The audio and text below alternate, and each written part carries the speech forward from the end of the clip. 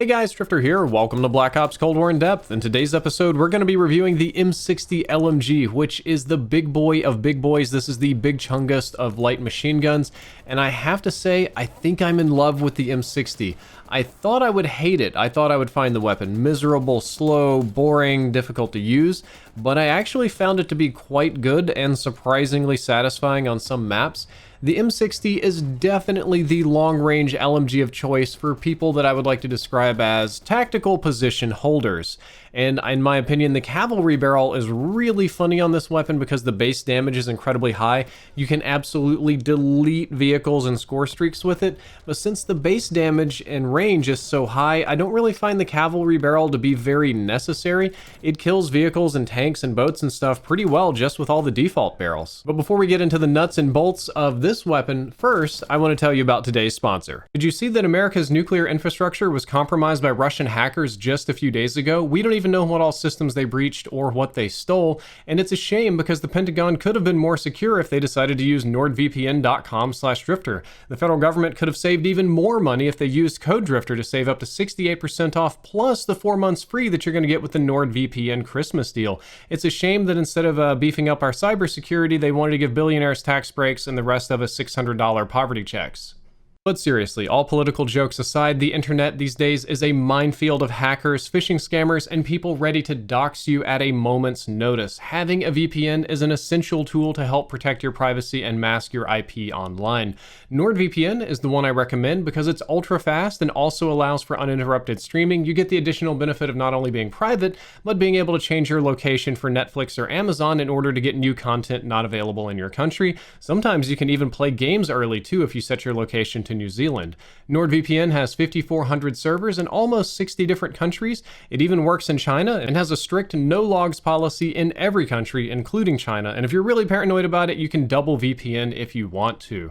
NordVPN can be used with simple browser add-ons like the Chrome one-click extension, a mobile app for privacy on the go, and it has some support for smart TVs and smart media devices, but it's probably easier to set up at a router level for all of those. If you're having any setup trouble, well, you get 24/7 tech support for every single NordVPN customer. So what are you waiting for? Head on over to NordVPN.com/drifter and use code DRIFTER to secure your internet privacy and take advantage of the 68% off plus 4 months free Christmas deal.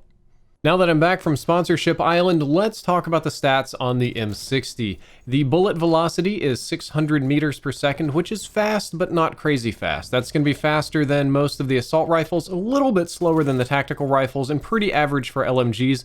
It's going to feel good, it's going to feel fast, but it's not ludicrously so. You're still going to want to increase your bullet velocity for long-range gunfights. At least that's what I chose to do. It just makes it far more consistent and easy to hit targets with at long ranges. But let's talk about the damage. That's probably what you all want to know. This weapon kills in either 3 or 4 shots, depending on how far away the enemy is, dealing a colossal 50 damage per hit and only decreasing just a tiny bit at long ranges down to 44 per hit, which gives it a pretty high amount of damage output. Headshots are the standard 1.4x multiplier, so headshots are going to grant you 1 less shot to kill at all ranges up close, and we'll talk about what a close range is in just a second. That means it can 2-shot kill or delete people almost instantly if you're getting headshots. It is very, very effective if you're doing that. And that close range is 76 meters. The range on this gun is hilarious. This is the longest range in the entire game except for sniper rifles.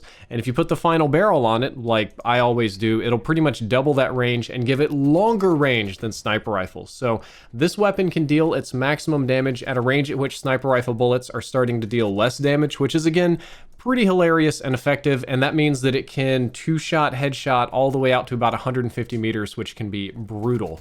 The weapon is extremely consistent feeling too, for a lot of reasons. The recoil, the bullet velocity, the insane range. You're going to get very used to having the exact same time to kill. You're going to kind of have it down in your head. You're going to know what you need to do, what you can do, what you want to do. It's a very consistent feeling, and that's something that I think is really underrated on a lot of weapons. The M60 rate of fire is 517 rounds per minute, which is a little bit slower than average for this game. It's not a super fast firing weapon like the Stoner, and that's slower than most of the assault rifles. It's not really a bullet hose, even though it may be a damage hose. However, if you combine that low amount of shots to kill with that rate of fire, you'll find it kills quite quickly. The 3-shot time to kill is 232 milliseconds, which is very fast. That puts it probably like a top 4, top 5 in the game in terms of time to kill. And the 4-shot kill range is still pretty competitive at 348 milliseconds. That's probably average for the game. That's probably pretty normal point-blank time to kill for most of the weapons. So the M60 will be normal after 150 meters and just really fast at anything less than that.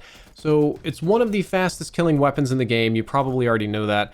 And that's unfortunately assuming that you're already aimed down sights. Now, it does have a very slow handling component. It is very slow to aim down sights. If you just bump into somebody out on the street and you want to quick draw snap aim them, it's going to seem like a very slow killing weapon. But if you're behind cover, it's going to delete people almost instantly. Speaking of handling stats, it'll aim down sights in 600 milliseconds, which is 0.6 seconds, which is just ridiculously long. The sprint out time, surprisingly, is a little bit fast at 283 milliseconds. I thought that it would be like way slower, like way clunkier, but it's not. And there's a huge disconnect between these two numbers. What I don't want you to think is that because it has a fast sprint out time that it's going to be fast. It's not. It's still very, very slow. And the sprint out time won't make it good for hip firing people. Yes, you can do it. Yes, you might see me do it in this video a time or two. It's overall not a good strategy, and you're not going to be able to make the classic hip fire only M60 class and make it work because it's still going to be too slow compared to the other weapons. However, you know, like the Stoner, hip fire into ADS works okay. It's not really what this weapon is made for, but if somebody runs up on you, I think it's totally acceptable to just hold down the trigger, hip fire, start just pumping bullets downstream because you can, and aim down sights, and if by some miracle you're still alive, you'll probably have got a hit or two onto the enemy, and maybe even killed them, but that just shouldn't be your go-to strategy. Another important bit of strategy is to make sure you have some kind of magazine attachment because the reload time is 7.5 seconds.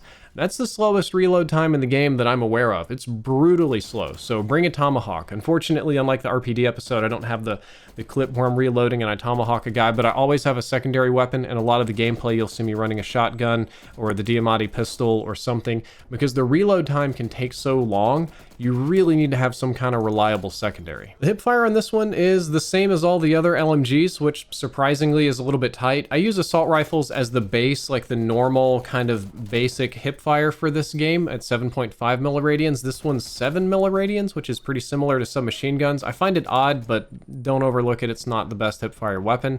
And this is the part where I'm supposed to tell you about recoil, and I'm supposed to tell you how it kicks with, no attachments and how it kicks in certain situations. But realistically, there is no reason to run anything but a low recoil laser beam type loadout on the M60. There's no way to make the weapon fast. There's no way to hedge any other benefits other than making it a long range laser. So I'll just tell you, when you kit it properly, it's very low recoil. It still kicks a little bit, but it's very low and very easy to master. Now let's move into the opinion section of In-Depth and the bit where I'm going to recommend some classes. I think that full auto assault rifle players will usually beat you in 6v6 because you have to move around more than them. And I already say it's more difficult for you to move around because in 6v6 you can't always depend on your teammates to take objectives. The maps are smaller, they're more rushing friendly, you do have to move around and do things on your own, you're more likely to get spawn killed. And yeah, you can definitely use this in 6v6, especially in maps like Nuketown or maybe Satellite if you want to try to patrol a lane. But anytime you get moved out of your comfort zone, it's going to be brutal, and I think the AR players still have the advantage. However, I think the M60 dominates everything in combined arms and dirty bomb. It's great in Warzone too. In combined arms, this is the god gun. You've seen the gameplay that I've got. You've seen me shredding people in combined arms. If you want, I'm not even spawn killing, okay? The enemies are trying to flood into my spawn and take over my boat. All I'm doing is controlling the choke points with this weapon, and my god, am I ever controlling it. It eats people alive. I can counter snipe snipers at certain ranges, and a good sniper probably won't let me do that for too long. Dirty bomb, it's the same thing. It deals enough damage to almost totally ignore the armor. It chews through people, it chews through vehicles, and it's great in Warzone. Speaking of Warzone, this is one of the more usable Black Ops Cold War weapons in Warzone, and it's hilarious with stopping power. It's like a 3, maybe 4-shot kill with stopping power. I think I have one clip where I'm a little bit low and I shoot some people on the steel mill and just shred 2 people instantly with it. This is a good weapon. Now, I know not many of the Black Ops Cold War weapons are considered good in Warzone or meta for a whole lot of reasons, including the recoil. This one works pretty well. It kind of reminds me of the PKM or some of the heavier light machine guns. It's probably a little bit slower than the Bruin. I don't think that would be a fair comparison, but it works. If you don't mind the slowness and you want to play the ranged battle, especially in Verdansk, less so on Rebirth Island, but if you're going to be playing Verdansk, I think the M60 is an excellent weapon. In my humble opinion, the iron sights are a nightmare and just should not be used on this type of weapon. This type of weapon depends on long-range precision, and the iron sights are not going to give you that, so there's pretty much no reason to use them ever. There's no build for this gun that I would recommend you going iron sights with. And the other thing, in my opinion, is that the M60 is the best weapon in the entire game for a slow player.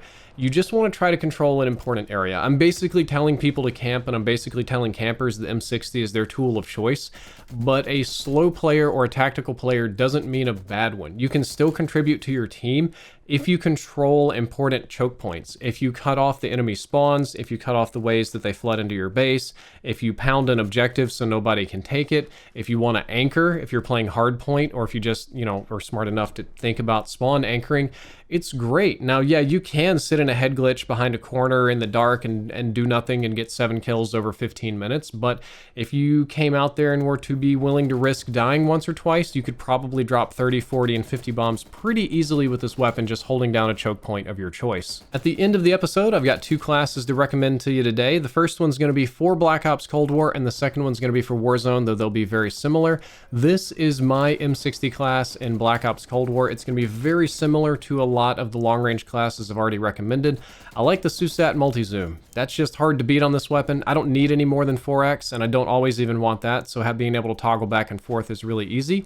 The next attachment I used is the SOCOM Eliminator because it keeps me off the radar a little bit, helps the vertical recoil a little bit, and like I've discussed before, we'll fix it up in a second. I used the very last barrel on this one because the only penalty is, well, starting ammo and ammo capacity, but I have a bunch of bullets anyway, and I can always just refill off the ground or the little ammo bags people throw down. But this one doubles my effective range, it doubles my bullet velocity, which just makes it a hit scan forever, and gives me a little bit of increased damage, so that's kind of hard to beat. I use the soft target designator, which is something of an unusual pick, but it has no downsides, unlike most of these, and it still gives me a gnarly 60% extra reveal distance, and I can see the dots through the bushes, which is important.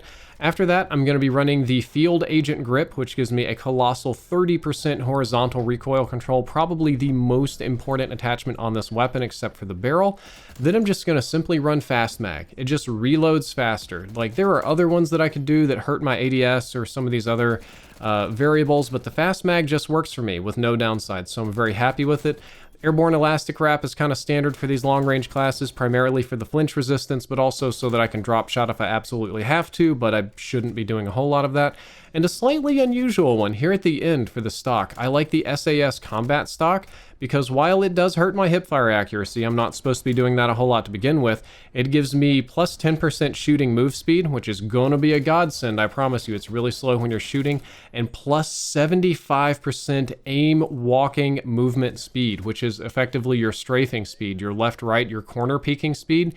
That helps you aim a ton with that left stick or WASD on the keyboard. It helps you slide in and out of head glitches very effectively. I think this is an underrated and very important attachment on any M60. Then finally, at the end of the episode, this is the Warzone class that you've seen me using. It's basically the closest that I could build to the Black Ops Cold War one. I'm still using the SOCOM Eliminator, which is a little bit unusual for Warzone. I prefer suppressed, but this just helps the recoil. I run the final barrel, give me as much range and damage as I can. SUSAT multi-zoom works a little differently. I might put some different optics on there with some experimentation, but long-range optics are what you want. You definitely want the Field Agent Grip, and you definitely want the Airborne Elastic Wrap to help with the flinch resistance. And if you don't like this Warzone class, just basically build it however you like a long-range weapon to be and try to keep that recoil as low as possible. Guys, that is all for the M60 in-depth. It ended up being longer than usual because I like the weapon. I think it performs a lot better, and it probably is a little bit underutilized, perhaps even in need of a nerfing. And if not today or tomorrow, but soon enough, I have a gameplay where I drop 185 kills with this weapon. Unfortunately, the game I was in was like 42 minutes long, so it's perhaps not the greatest achievement, but I did get an 8-man kill feed, and I got the Dark Ops challenge and a whole bunch of stuff, so it was really fun. Guys, I hope you enjoyed this episode of In Depth. I hope that you learned something useful. If you did, don't forget to like, favorite, and subscribe. Drifter out.